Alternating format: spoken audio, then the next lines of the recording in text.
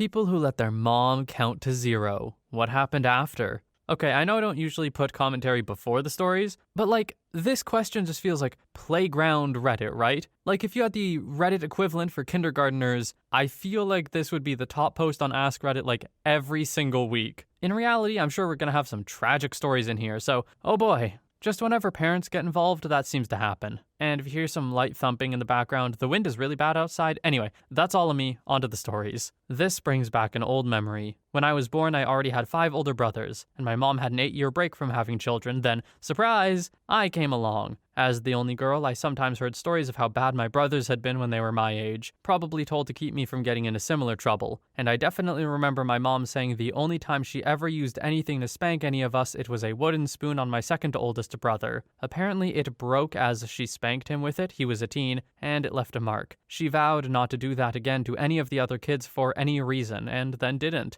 Until I had my hair down to my butt and was the only girl. At one point I thought that brushing my hair with a round brush would make it curly. No, it made it tangled. My mom spent a couple of hours working that knot out and then swatted me with the brush. Story 2. Alright, I'm coming in late here, but this reminded me of the time I went the distance with my mom. My whole life we've rarely argued. And during my entire upbringing, we only had a few actual fights, all of which were 100% my fault. The point I'm making is that my mom is a sweet, genuine person who did an amazing job raising 2 boys on her own. But when I was 12, I had a bad day and got home in a mood. I wasn't quite looking for a fight per se, but I was being a crabby, snappy, negative jerk. Mom put up with it for a while and then had enough. I can't recall the catalyst, but she wanted me to do something and I refused. So, the count came. 3, 2, and I interjected, 1 female dog. There was a stunned silence for a moment, and she looked at me with rage in her eyes. I'm sorry, I pleaded, but I had crossed a line and punishment was coming. She moved so fast, like a blur, and I was frozen. I was taller than her, but she scooped me up, thrust me into a chair, and told me to wait there. Her voice had both ice and heat. How is that possible? She came back with a bar of ivory soap and jammed it into my mouth. It was gross. High notes of bitter soap taste, but also a strange, sickly sweetness that made me want to gag. And that's how I know that Dr. Pepper tastes like Robitussin with ivory soap, a splash of prune juice, and carbonated water. I think I got grounded as well, but the fear she instilled really did the trick. Story 3. Raised in an Asian household near Tiger Mom and all that stuff. Can't even remember what exactly it is I did to set her off, but she turns on her usual rage face and starts staring me down. Next thing I know, she tells me to go to her room and grab her leather belt, and that I have 5 seconds to get it or else crap is gonna go down. For the first time in my life, I decided to take a stand. First, I told her I didn't want to because I'll get hurt, but the countdown continued, and by the time she reached 1, I laid down a flat and calm no. She tried to hide it, but I can tell she was absolutely stunned. You know that saying, I wasn't thinking that far ahead. If you were to translate that into a facial expression, you would get her face at that moment. After about another 5 seconds of silence, she just told me to go to my room. I learned 2 things that day. It might not always pay off, but it is always better to try and stand up for yourself. And lock your doors, because the fight ain't ever over. She threw a flashbang into my room and then proceeded to whip me with her belt. Did I mention she was military? Surely flashbangs are not exactly safe to use on a child, right? Like, those things can cause lasting damage, can't they? I mean, the whole beating with a belt thing too, I guess. Nothing about this seems right. The flashbang part seems over-the-top ridiculous, but you never know. Story 4. I grew up when taking the belt to their backside was considered acceptable as a method of disciplining unruly children. My mother is a tiny little woman who had a strong hand in raising us. Dad, for the most part, was always busy with work or general house repairs, so he left correcting to Mom. One day when I was a teen, I did something stupid, and as was tradition, my mother slapped me upside the head. This time it didn't hurt. Seeing that the desired effect didn't occur, she hauled off and tried again. It still didn't hurt. She then switches tactics and started counting down from 5, demanding an apology for my stupidity.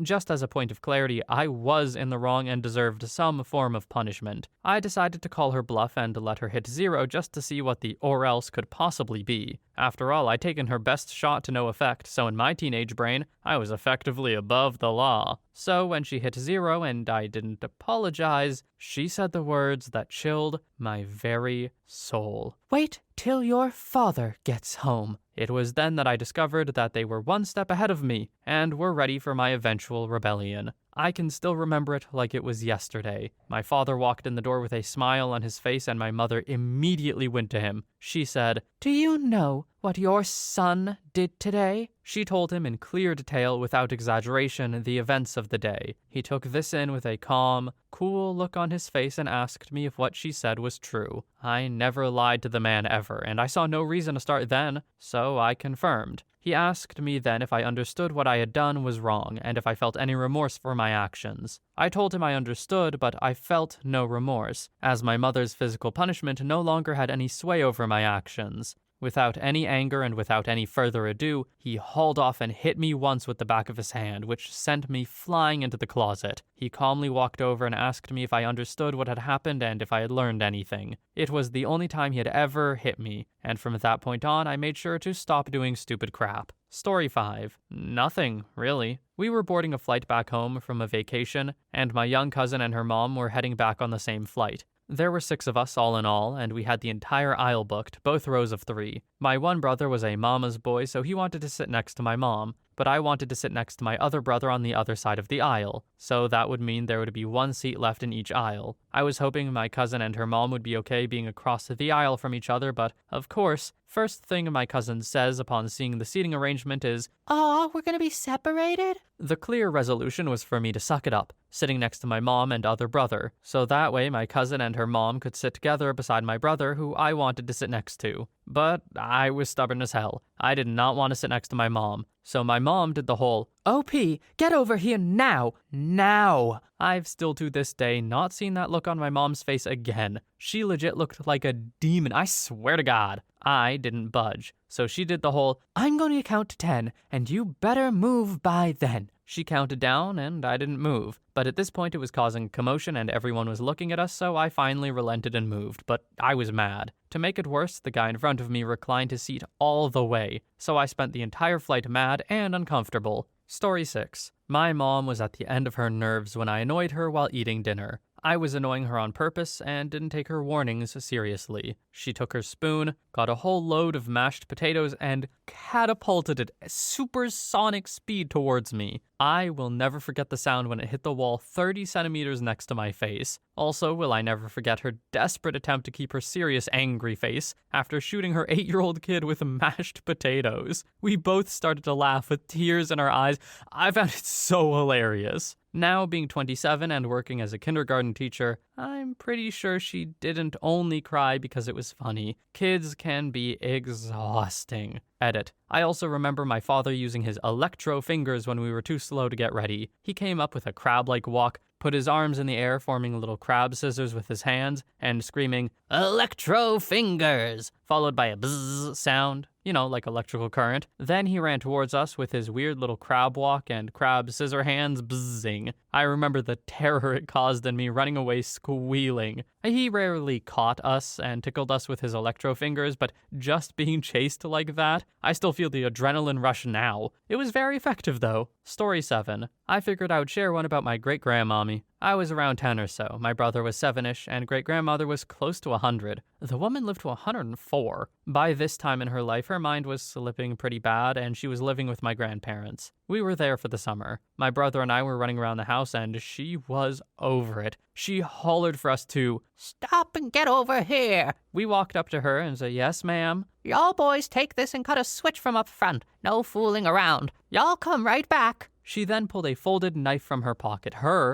knife. I don't know how old that thing was, but even at my age back then, I knew it was made decades before I was. Razor-sharp blade had been whittled down to almost nothing from years of use. "Yes, ma'am." We went out and cut a shoot off of one of the crepe myrtles. If anyone knows anything about those trees, their shoots are strong, crazy flexible, and thin. I'm pretty sure all the swishing sounds in old kung fu movies were made with crepe myrtle shoots. They have the ability to cut you if in the proper hands. We cleaned the bumps and sprouts off the switch, because who the hell wants to get whooped with a bumpy, rough switch, and we immediately went back inside. "Y'all boys seen a pocket knife around?" In my mind, I was thinking, what? She just told us to take it and cut a switch. I was very confused. Little brother holding the switch and myself holding the knife, I said, yes, ma'am, I've got it right here, and extended it to her. I was unaware at the time that she was losing her mind and her memories were all bleeding together into one singular stream of time that had become her forever perpetual now. She took the knife from me and said, "Thank you for finding this for me, boys. Now y'all get that stick out of the house, and I don't want to see y'all till lunchtime.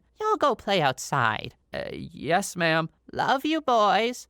Love you too, Great-Grandma. As we ran out the door swishing our new crepe myrtle sword. We shrugged off what had happened and just didn't think of it again for years after. Story 8. The only time I ever did was when I was 10, I think. I was considered a very smart and stellar kid to take care of, and my parents were super top-notch and loving. I almost never got in trouble for things relating to disobeying important rules or having extremely unwarranted outbursts. Compared to my brother, who got grounded every few days or so, and corporal punishment was not their thing. Usually, when we get grounded, my parents take away something we like doing that errs on the side of potentially bad habits if done in excess. Usually video games or TV, then playtime outside and sweet snacks. They've never had to take grounding any farther than that for my brother and I to behave when we were super little. It was a pretty set system. Anyway, I was going through a rough, emotional, existential thing again that I wasn't coping with properly because I was a kid, as recently I went through a situation where I ended up feeling responsible for the death of a stray kitten. It wasn't my fault, but, emotions. I wasn't handling crap well. I pretty much shut down when I'm upset. But once I did something to defy my parents in some non-specific way that I can't even remember. My parents did the whole countdown thing and I just didn't give a crap that particular day. See, the funny thing about me was, for maybe the entire preceding year plus, I'd taken to drawing and reading more than anything else. My parents knew this and had to adapt my grounding tiers to suit my interests. Where losing video games was devastating and therefore the first punishment, for my brother, it was tied for last with TV in regards to my interests. They would usually take away drawing and going outside when I got in trouble, then video games, then TV. The thing is, I loved reading more than anything else, but my parents could never go so far as to take it away, at least not for long, because it's reading. Reading is usually the only thing my brother can do when he's grounded, but he hated reading so much that he would just sit around all sad and bored. But it was my main activity at the time. They couldn't take it away as a punishment because that was literally one step away from not letting me do my homework, which I typically enjoyed. They counted down to 0, and nothing happened. I just stared at them for a bit and then walked away. I wasn't grounded from anything at all because my first huge act of unreasonable defiance came at a point in my childhood when reading was the only thing I gave a crap about, and my parents thought it was stupid to take away reading as a punishment for more than a couple of hours. They short-circuited a little at how pointless punishment in general was for me. I mean, I was a well-behaved kid 99% of the time, so they never had to think about it for too long, but there was a solid year where I never got in trouble, even if I was being a bastard, because video games, TV, outside snacks, etc. didn't mean crap to me. If I wanted to, I could have broken a window on purpose like my brother did once, and then played video games an hour later like nothing happened, because my parents would have to take away reading instead of literally anything else to teach me a lesson. Now, it's pretty funny to think about. If you find enjoyment in productive and useful things that no parent will deny, you can't get in trouble. OP had being a kid figured out. Except for video games being that low on the list for you, what kind of kid were you? I can't imagine. That's the only way my parents punished me. Story 10. This story never gets old. I was in 6th grade and I wanted to play with my friends. Our friend group lived relatively close to each other and we lived in a very peaceful city with our school nearby. If anyone in the friend group was bored, they would go and call everyone one by one and go play at the school. So I was bored and went to get my friends. When I rang the doorbell of one of my friend's doors, the older brother opened the door, and 2 seconds later I see my friend run out of the house and his mom behind him saying, "Come back here, you have chores to do." Apparently he had the same idea as me. Then his mom goes on to say, 3, 2, 1, 0, and then takes off her slipper, aims, and chucks it at my friend. Now, at this point, my friend was at least 30 meters away and running. The slipper got in between his legs while he was running, and he fell down and his knee started to bleed. This gave enough time for his mom to go get my friend and go back inside. At this point, me and my friend's brother are watching the whole thing speechless. After that day, I never let my mom count to 0. I feared the consequences. Story 11. In my house, we count up to 3. We also make it clear what's going to happen when we reach 3 and then follow through with it. At 1, it's a warning that they need to be paying attention and better start doing whatever the thing they should be doing is. At 2, they had better be in the process of doing whatever it is they're supposed to be doing. Not, just a minute, I'll go. But, I'm going right now. Look at me, see me going. If they're doing the thing by 1 or 2, we stop. Everyone moves on in life. At 3, we step in with whatever we said we would happen. So if they needed to brush their teeth, it's like, I'm going to count to 3 and then I'm going to brush them for you. And they're not going to like it if I brush their teeth for them, but I will get their teeth brushed. There's no 2.5 in my house. My partner did that exactly once and I stepped in immediately with 3 because the kids could see she wasn't going to follow through. They know how to push boundaries and get away with things if they can. Kids are smart. We give them clear consequences and guidance and they're good with that. Most of the time we don't need to count anymore, and when we do, we rarely, if ever, get to 3. But if we do hit 3, we always follow through with whatever we said. Story 12. My mom counted up to 3. One time I was slow to react. Not defiance, I was ready to vomit and trying to keep it under control. She went 2, 2.5, 2 3/4. At that point, I went to the bathroom and puked, so she realized it wasn't defiance. But she showed her bluff. After that, I would always wait to see what would happen if I waited until 3, but it never came. She would always stop at something stupid like 2 9/10, 2 19/20. Then just go, why do you have to make this so damn difficult? It's not that hard to do the thing. Just do it. Then, during and after my parents' divorce, she would add in, you're just like your father. However, if my dad started counting, I jumped to it. My dad was a naval officer and had a commanding voice that just instinctually made you do what he told you and more. Story 13. It was never my mother who counted to 0, as she didn't discipline us at all. And no, that wasn't totally rad. It can mess you up for life. My aunt, however, boy, her son, my cousin, was a nuisance growing up. He never let her count to 0 because he was a total coward, but one day, she counted to 0. She said, do you want me to get the hanger? A plastic hanger. And he was all freaking out like, no. But he didn't listen, so he's running around and she chases him and hits his thigh with a hanger and then he starts crying. Not out of pain, out of panic. Then she tells him, I can see your brains falling out of the back of your head because you keep misbehaving. He's freaking out even more and she's like, oh my, let me get you a tissue. The brain juice is dripping everywhere. And so he's crying and she starts wiping the back of his head to try to get his brain juices to go back inside. Afterwards, all she had to do was start reaching for tissues and he would not misbehave. I guess the psychological trauma of having your brains spill out of your head was worse than any belt, hanger, or wooden spoon.